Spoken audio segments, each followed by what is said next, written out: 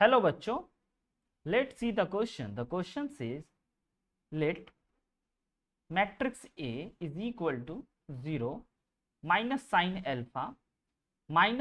Alpha into sine alpha 0 minus cos beta sine beta and cos alpha cos beta and 0.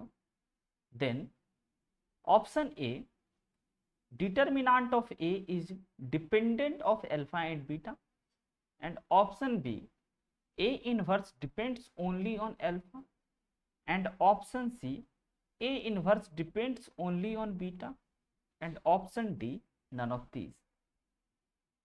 तो बच्चों, इस question को solve करने के लिए हम लोग जिस की कॉन्सेप्ट का यूज करेंगे, the key concept is solving determinant only. तो सबसे पहले बच्चों, इस गिवन मैट्रिक्स का, जो हमें गिवन मैट्रिक्स है, इसका हम लोग डिटर्मिनांट फाइंड आउट करते हैं, जो कि हमारे पास है, जिसके फर्स्ट कॉलम की एक बात की जाए तो इस गिवन मैट्रिक्स के फर्स्ट कॉलम में है 0 minus sine alpha into sign beta. Second column में है sign alpha 0 and minus cos alpha into cos beta. And third column में है sign alpha into sign beta and cos alpha cos beta and 0.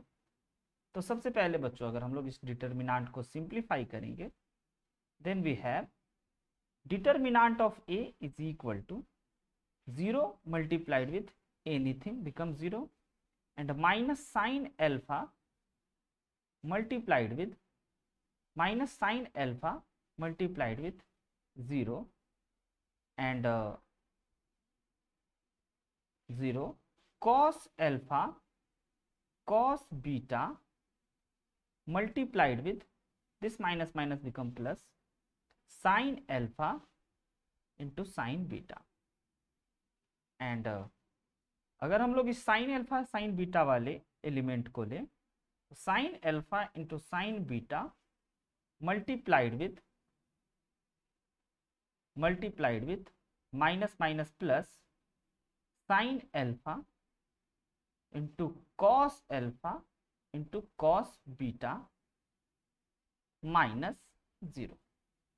And अगर बच्चों इस determinant को simplify करें, then we have minus sine alpha become this is 0 and this become minus sine alpha into cos alpha into cos beta into sin alpha into sin beta. And अगर इसको इससे multiply करें, then we have sin alpha into sin beta into sin alpha into cos alpha into cos beta. Now बच्चों, अगर इन दोनों term को देखा जाए तो साइन एल्फा इसमें भी है 2 बार and cos alpha cos beta इसमें भी है एंड साइन बीटा इसमें भी, यानी कि ये प्लस और ये माइनस दोनों सेम थिंग होते ही ये बन गए 0. तो यहां से हमारे पास आया कि determinant of A is equal to 0.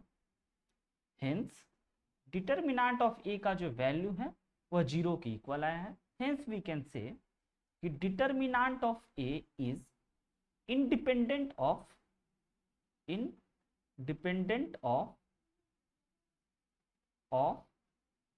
alpha and beta.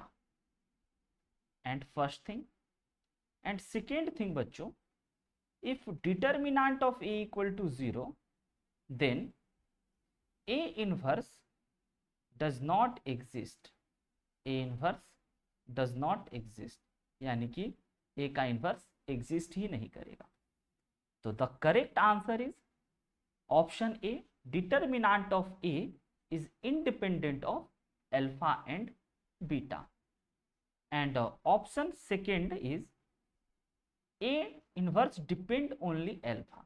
So this is wrong because A inverse does not exist.